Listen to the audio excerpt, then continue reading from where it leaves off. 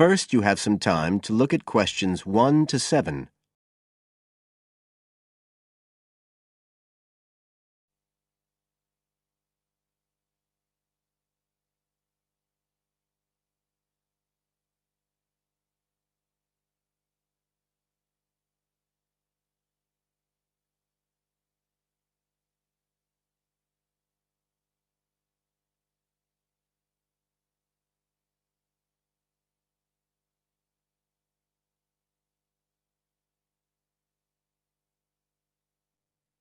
Listen carefully and answer questions 1 to 7. I'm interested in doing some work for the library. Are you the person to speak to? Yes. Right. Well, what sort of work are you interested in? Well, I've just come to live here in Australia. I don't want a full-time job until my children have settled down, but I really need to get out of the house a bit. And I heard you need voluntary workers for various projects. Right. But I don't know if I have the right skills. Well, we do provide training. Oh! We always include an orientation to the library, together with emergency procedures. That's fire regulations, emergency exits, first aid so you can cope with accidents or sudden illness. Things like that which are necessary for anyone who's working with the public. Then we give specialist training for particular projects, like using our database system. I do have quite good computer skills, in fact. Oh, great. Is there any sort of dress requirement? Well, all staff have to wear a name badge, so they can be identified if they go outside the staff-only areas.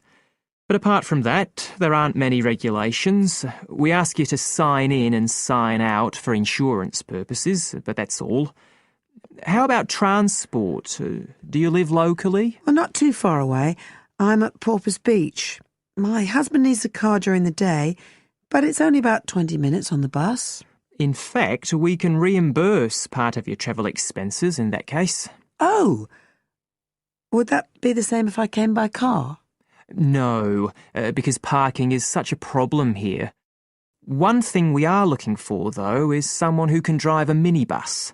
No problem. So, do the projects involve going outside the library? Some, yes, but not all.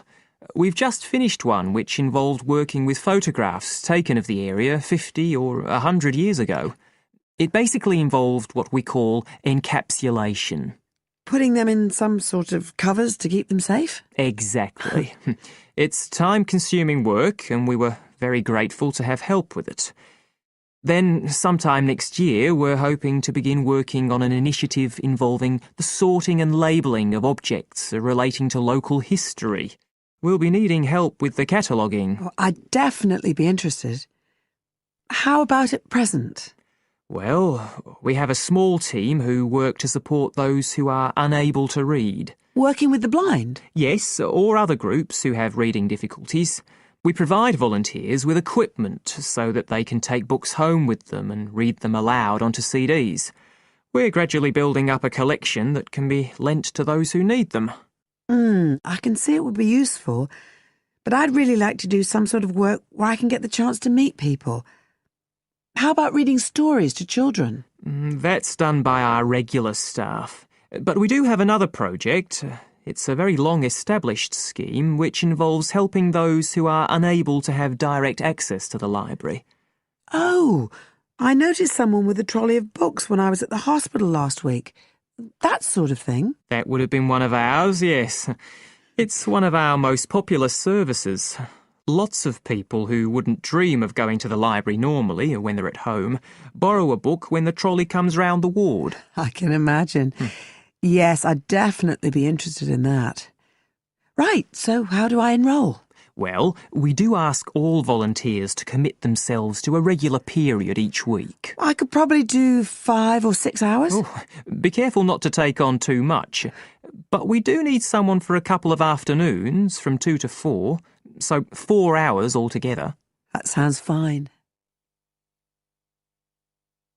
Before you hear the rest of the conversation,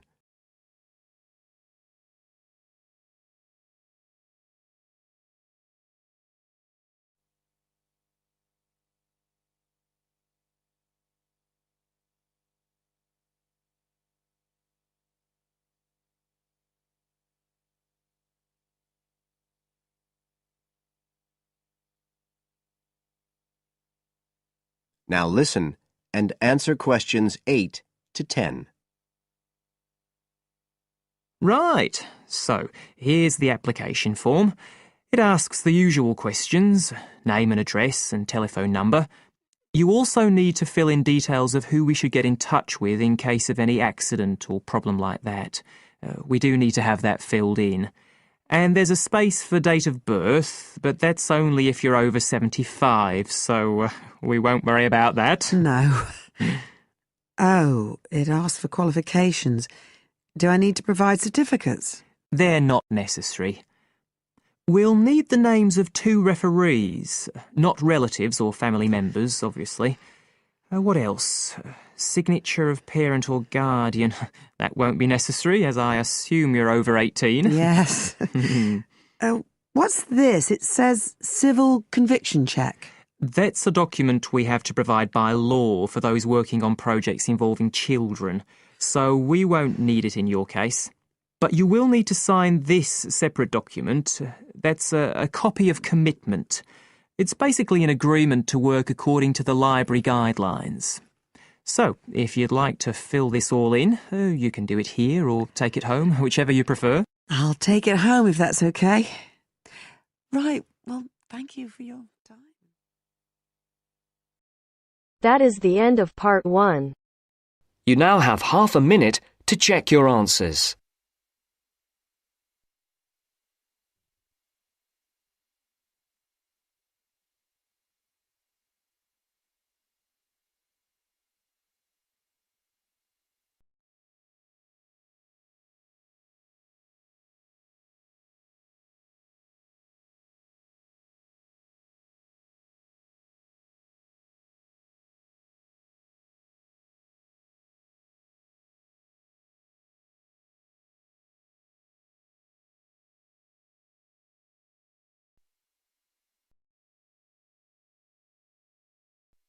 Now turns to part 2. Part 2. You will hear the education officer in a museum giving a talk to school students who are about to start a 1-week work placement in the museum. First, you have some time to look at questions 11 to 15.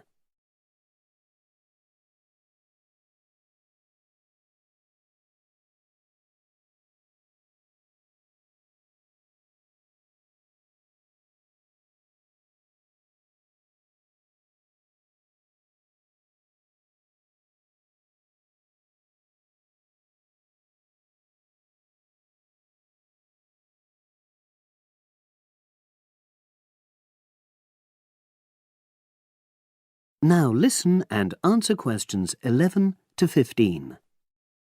Good morning and welcome.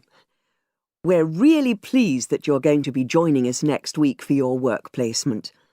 Now, each of you will already have met the member of museum staff assigned to supervise you. In this short talk today, I'll be giving you more general information which will be relevant to all 6 of you. Your normal working day is 9 to 5 p.m, but on Monday, because it's your first day, we'd like you to arrive at 9:15. Please note, though, that you'll finish at the usual time. A lot of you have been asking what you should wear for work. Well, you may have noticed that we're not exactly a formal institution, so you'd really be out of place if you wear smart attire like a suit. If you go out on a trip with us, then we'd like you to wear a museum cap. It has our logo on, and we feel it helps people recognise you.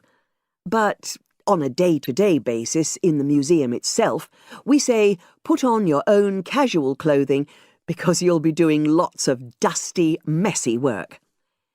Now, we don't have an enormous number of rules, but work placement is an excellent preparation for the real world of work, and we expect you to be very punctual and reliable. If you're not well, or there's been a hold-up, then what we ask you to do is ring the museum receptionist. He will be in the museum well ahead of opening time, and he'll inform your own personal supervisor in the museum. If you're away for more than 1 day, we'll inform your school tutor. They'll obviously need to make a note of your absence and follow up if necessary. But most of all, we hope you really enjoy yourselves during the placement. Students say they have a lot of fun, whether it's working with kids in our art workshops held every Monday, or, the most popular, when they go out on our outreach work to residential homes, recording elderly people's memories of school days for our oral history project. So, we hope you feel excited by the prospect of starting next week and well prepared. Your personal supervisor will be there to help you with our health and safety requirements when you start next week, and your supervisors will also brief you about the background to the museum, summarising all the huge amount of information on our website. In the next couple of days, it might be worthwhile if you get hold of evaluations and other notes made by students who've worked with us before. You can get a lot of pointers from them. Before you hear the rest of the conversation, you have some time to look at questions 16 to 20.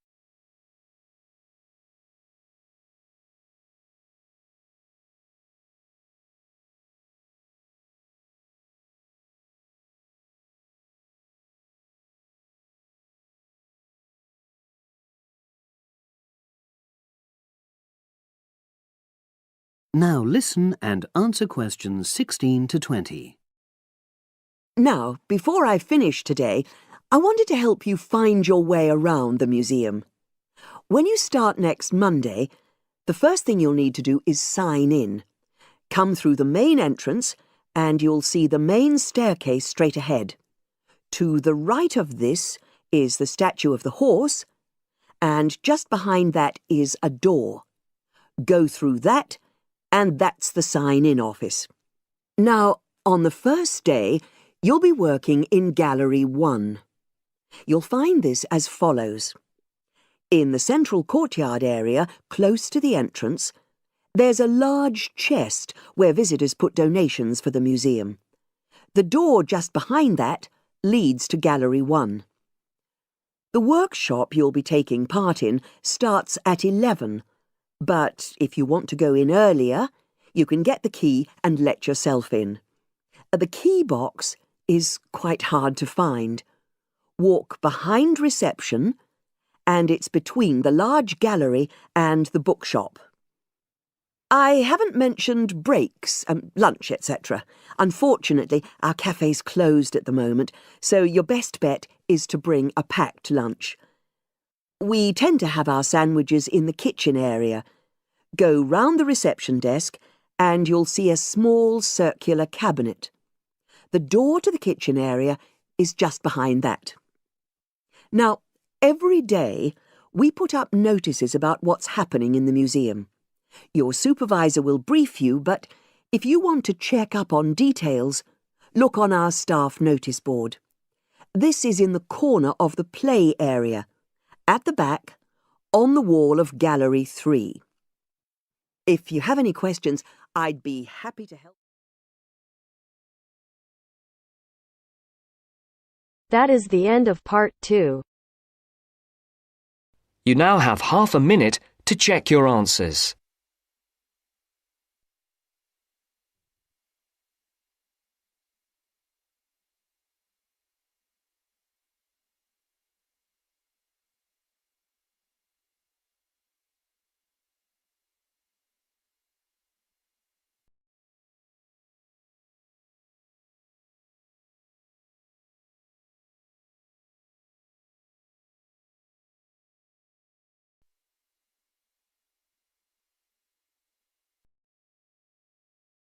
Now turns to part 3. Part 3. You will hear a discussion between a student, Aldo, and his supervisor, Dr. Hurst, about his research assignment. First, you have some time to look at questions 21 to 23.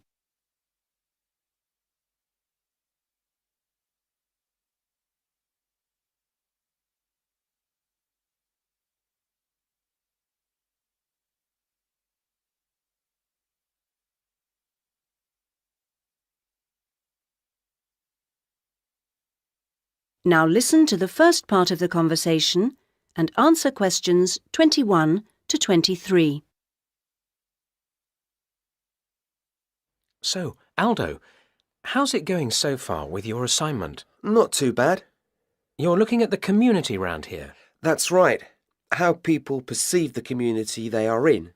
Have you made much progress? I conducted quite a lot of interviews on the street with local residents. Their responses are interesting. I haven't got quite as many yet as I'd like.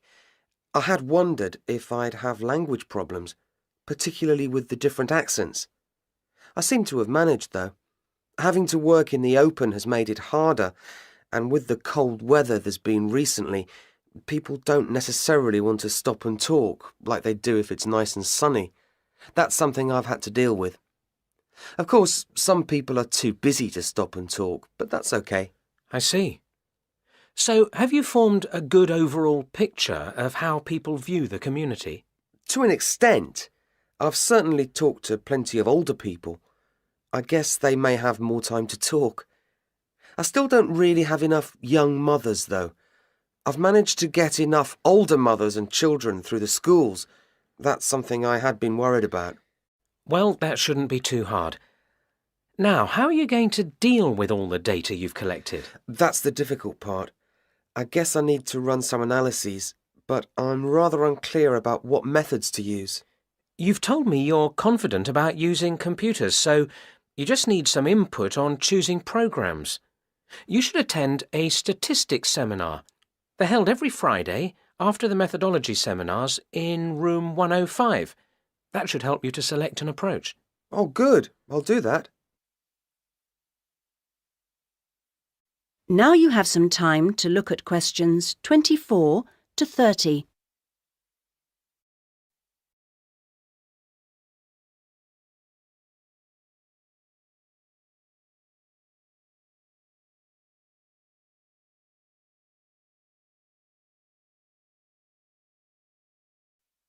Now you have some time to look at questions 24 to 30. Meanwhile, let's hear something about what you've learned. Yes, I talked to a number of residents. Good. I imagine they didn't always have the same opinions. Views were certainly quite mixed. Take sports facilities. In general, people seemed to think they weren't very good. There's no swimming pool in the area, for example.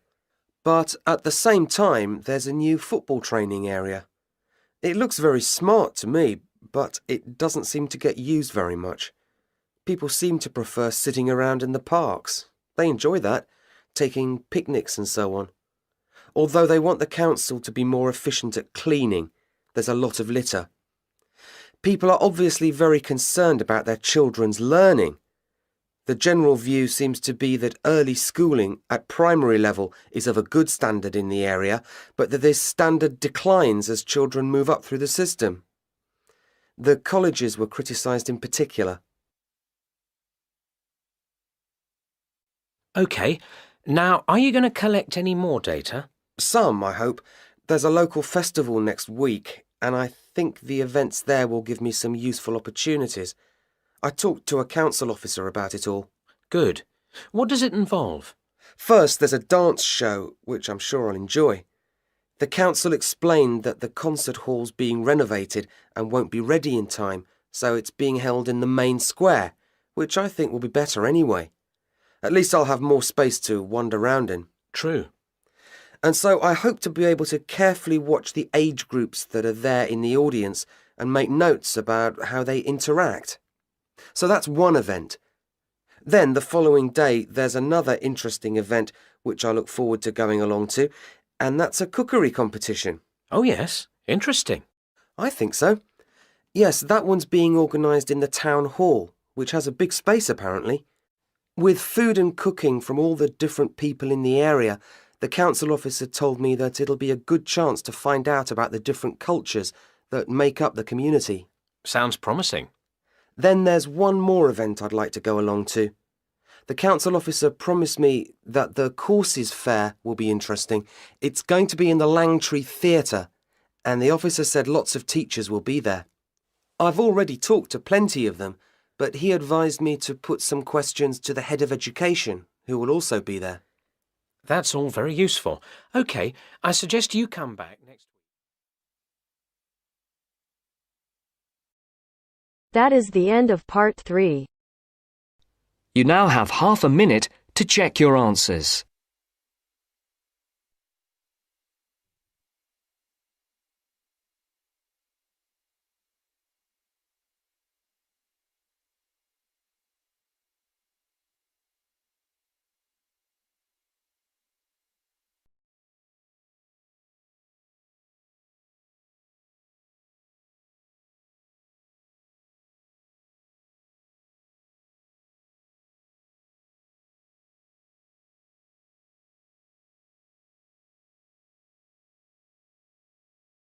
Now turns to part 4. Part 4. You are going to hear a talk about security in the UK. Listen to the talk and complete the statements below. First, you have some time to look at questions 31 to 40.